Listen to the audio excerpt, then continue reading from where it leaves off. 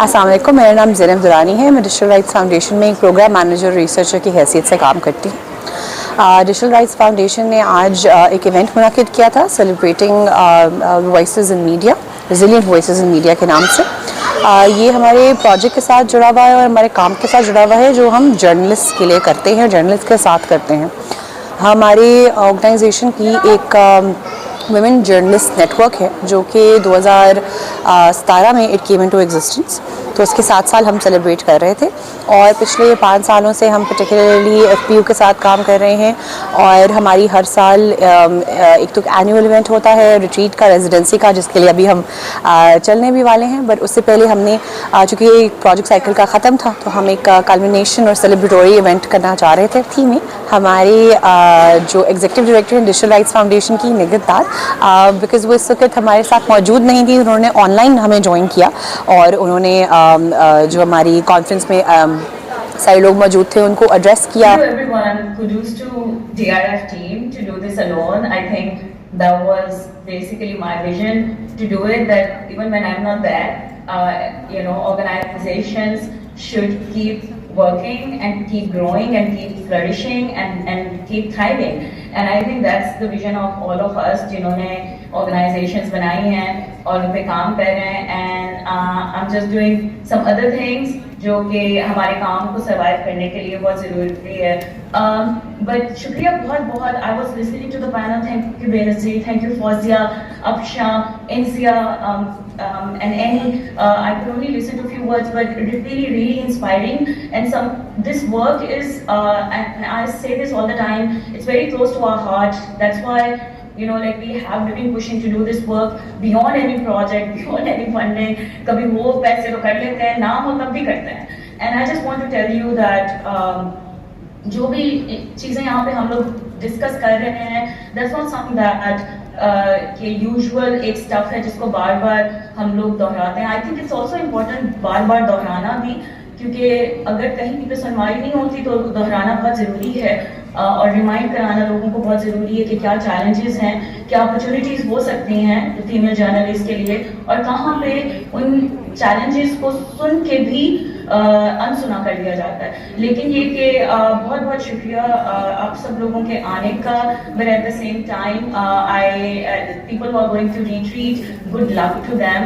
I think there is a last panel that Zainab और बाकी panelists बात करेंगे। But ये कि I just want to say that the work that journalists are doing, especially female journalists are doing, is not only much more important. I feel like the threats, the attacks that they face are much more sophisticated and sexualized.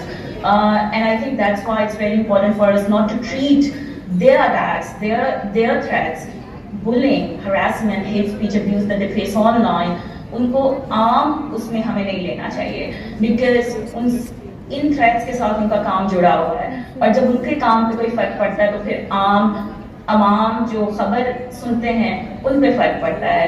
तो जो एक खबर का पहुंचना है सच्चाई के साथ, बगैर सेंसरशिप के साथ, ये अटैक्स उस पर असरअंदाज होते हैं। I think that's why it's important. और फीमेल जर्नलिस्ट को और ज़्यादा वो इस वजह से वल्नरेबल कर देता है क्योंकि जिस माशरे में फीमेल जर्नलिस्ट काम कर रही हैं, आई थिंक उसको भी मद्देनजर रखना जरूरी है। उनके अटैक्स जो हैं वो इस तरह नहीं होते हैं जो कि मैं उनको कोई लाइटर टोन में नहीं लेके जाना चाह रही हूँ, मैं जनरलाइज नहीं करना चाह रही हूँ। मर्द हज़रात के भी अटैक्स वैसे ही काफ़ी सीरियस होते हैं, लेकिन जो ख़वातीन के हैं वो the mental toll that it takes, I think that's massive, और वो बहुत अंडर एस्टिमेट है, बहुत इग्नोर किया जाता है। इतनी बात करने के बाद भी जो आपकी रेलिवेंट अथॉरिटीज़ हैं उस पर प्रॉपर तरीके से एक्शन नहीं लेती हैं, प्रॉपर कवानीन नहीं है। I really hope to continue this conversation जब तक कुछ होता नहीं है। एंड आई थिंक हम सबको ये कन्वर्सेशन जारी रखते रहना चाहिए, because things are changing. It's not only social media world anymore. हमारी अब ये दुनिया ट्विटर, सोशल मीडिया के जो बाकी प्लेटफॉर्म्स उनसे बहुत आगे चली गई है। We are living in the world of AI and generative AI, and I think we all need to see how to deal with that world, how they will impact your work, but how they will also this will provide opportunity to your work as well. So just wanted to say these words. बहुत बहुत शुक्रिया Zainab. I just want to thank my team. I'm so grateful. They are just amazing. And the work that they are doing at Digital Rights Foundation, it's the team's work that we are doing. So I just want to thank them. And I want to thank all of you, all the women journalists who are doing amazing work Pakistan mein. And please continue to do this work because you are the hope for all of us. So thank you so much. बहुत बहुत शुक्रिया. तो हमारे event में 3 panels थे आज. पहले जो पैनल था वो डिजिटल 50-50 हमारा एक फेमिनिस्ट मैगज़ीन है जो DRF छापता है. साल में उसके 3 से 4 एडिशंस आते हैं. पिछले 4 सालों में हमने 120 आर्टिकल्स जो हैं वो हमें रिसीव हुए हैं और हर आर्टिकल के साथ साथ हमारे पास एक बहुत अमेजिंग इलस्ट्रेटर मौजूद हैं, बुशरा सलीम, जो कि हमारे पहले पैनल का हिस्सा भी थी, जिन्होंने ये जो आर्टवर्क आपको यहाँ पे नज़र आ रहा है, उन्होंने हर स्टोरी के साथ साथ एक आर्टवर्क को भी इलस्ट्रेशन को बनाया जो डिपिक्ट कर रहा था उस स्टोरी की मेन फाइंडिंग्स, उसकी मेन बात को, उसकी मेन